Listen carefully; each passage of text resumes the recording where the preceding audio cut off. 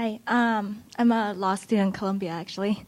But I wanted to ask, it seems like for the multimedia to be successful and for you to do your job, you have to get journalists who've been doing what they've been doing for, say, 20 years to fundamentally change their way of reporting, right? So not just care about how to do the lead, what happens after it. Maybe get them not just think about the final deadline, but, and not worry so much about the second half page of the article when what's going to make the most impact on a reader is how they deliver, how, interactively, graphically, their reporting's delivered. And also get these guys, I feel like at the Times, they're often in their own world, immersed in reporting the story. Get them to keep you guys in the loop as they're going through the story, especially if it's very in-depth. So how do you kind of change that culture of journalism? Do you face that resistance there? And and also, do you kind of, I guess, with the new journalists, are you guys kind of trying to get to them, like get them to think that way as they're doing the journalism already? It's an interesting question, and it's something we deal with all the time. There are often reporters who've worked at the Times maybe for 20 years, who've worked wherever for 20 years, and they're not going to change. Okay, like they're not interested in it. They work their whole life to get where they are. That's what they're going to do, and that's okay. Like, I'm not like the multimedia police.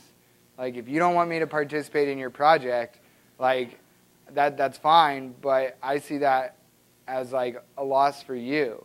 Which leads me to my second point is, most of the time, once these people see what we're trying to do and that we're working with them collaboratively, and they see, oh my gosh, like, my story didn't get put on Dig, but the multimedia, which is still my story, is all over the internet, and it's really cool. Like, I think that was great. So you start out with baby steps. You're like, look, all I'm asking you to do is, like, voice this narrative. Like, that's all I want you to do. You can go ahead and finish your story. Then I'm going to just ask you to record this narrative, and we'll work on that. Then they do that. They see it get put up, and they get excited. And then for their next one, they're like, well, how can I get that on the front page of nytimes.com? Like, it used to only be like, how do I get that on the front page of the newspaper, right? But now they want to be on the front page of the website, because the front page of the website's getting as many users in an hour that page got that day. You know, the front page got that day. So, like, the amount of eyes that are getting put on their work, they realize, are, like, going up. It's all about the story. So but that said, like, it varies wildly between people. Some people are, like, super excited, and they've been like, God, my whole life I've wanted to shoot photos anyways, but they would only let me be a journalist, or they would only let me write, or, like, I love audio, and I've always wanted to do recordings anyways. I've always taken a lot of pride in my interviews because I record them well, All of a sudden we're like, thank goodness, great, awesome. Let me have that recording, and we'll use it on the internet or whatever. So generally what I've found is that the journalists are most interested in the journalism, which sounds a little bit obvious, but once they realize what we're doing, look, we're not replacing the printed word. If you want to know what the most popular things on NewYorkTimes.com are, they're the articles, by far. By far. The articles get millions of page views more than what the interactives get. People are reading. They're not going to stop reading just because they're reading online, etc. So once they get over the hump and realize that, look, I'm not trying to retell your story. I'm trying to complement your story. I'm trying to add context. With the Michelle Obama, I'm trying to allow them to explore all the chains and send in pictures of other people in it and do these kinds of things. Like, they understand, and they stop seeing us as threats, and they start seeing us as collaborators. And some of them are then more willing to say, okay, I'll think about you ahead of time and try to do some audio ahead of time. Or I'll think about you in the middle and try to make sure a photographer's here.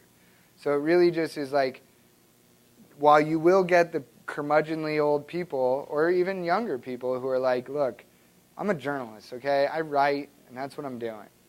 That's fine. But they're being phased out. Like, the truth of the matter is, like, writing is just like anything else. You better have another skill at this point in time. You will still get a job if you are the best writer around, but if you're the best writer around and can record some audio, you'll get a job at the New York Times. The skills, they're starting to see. I use my computer and programming for journalism just like the writer uses Microsoft Word. And once they start understanding those parallels, most of them get over the idea of that, like, we're trying to replace them and start, like, working with us, because the more eyes on their... The other thing about journalists is really what they care about the most is how many people are reading their story, or how many people are looking at their story. And if they're looking at their story in an interactive versus the actual written word, you'd be surprised at how many of them start to... it starts to gray between those two things.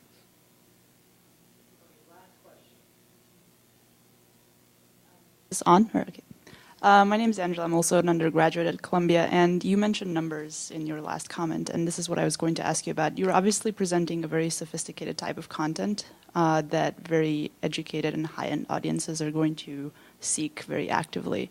So, and you're not only presenting content, but you're also sort of working on their way of thinking about the content, and you're providing this context, and you're getting them to analyze things further. How do you bring this to wider audiences that are just interested in the stories or just interested in the information? Well, a major way we try... Again, great question. I mean, a lot of the charts, a lot of the interactives, I don't think do get consumed actively by a lot of people. Or they click on them and they're like, I don't get it, I'm leaving. So the number one way we try to do that is with usability. Like, the number one way to try to get people to understand or actively participate is things like you saw with the General's Revolt, where you don't have to do anything if you don't want. Like, we'll just tell you the story. Now, if you want to, you can click on View Document. Or if you want to, you can go deeper into the timeline. Or if you want to, you can do these kinds of things. So I think it was my buddy Sean Carter who used this phrase first. He said, like, you try to design for Lisa Simpson, but you also try to build it for Bart too. So, like, if somebody's interested in, like, doing the really high level, digging in, contextual, doing that, we try to enable that, right? But primarily, we want to make sure that Bart, if he gets there, can just press play, or can just, like, take a look and say, oh, I get it, I understand how this works. And that's why often in the newspaper, like, yeah, it might not be an interactive chart that you can adjust to exactly what fits you, but it's what we feel is the most telling aspect of this chart. You know, it's the most straightforward, so you can understand the story of this chart. So it's a combination of, like, usability primarily, and then presenting something in a way that's easiest to understand at first glance, and then allowing people to burrow further in. Great, Gabriel. Thank you so much. That was fascinating. Thank you. Oof.